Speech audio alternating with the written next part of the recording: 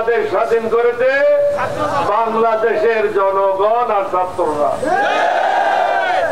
অকাতরে জীবন বিলি দিয়েছে আমাদের ছেলে মেয়েরা, আমাদের ভাইয়েরা।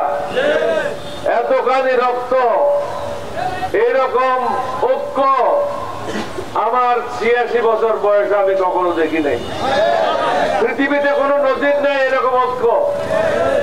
বাংলাদেশ, আপনারা শিখেছেন কিভাবে জীবন বিলি দিতে হয়, আপনারা শিখেছেন কিভাবে দেশকে রক্ষা করতে হয়।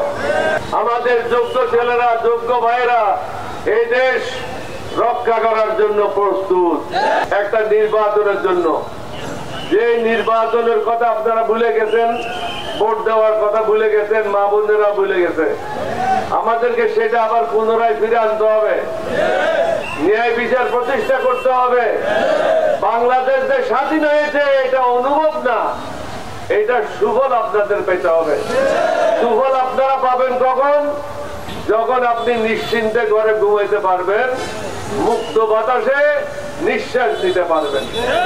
এখন নিঃশ্বাস নিচ্ছেন কিন্তু নিশ্চিন্তে ঘুমাইতে পারছেন না, কারণ হারামির ঔলাদারা এখনো আছে। এদের কাছ থেকে দেশকে মুক্ত করতে হবে।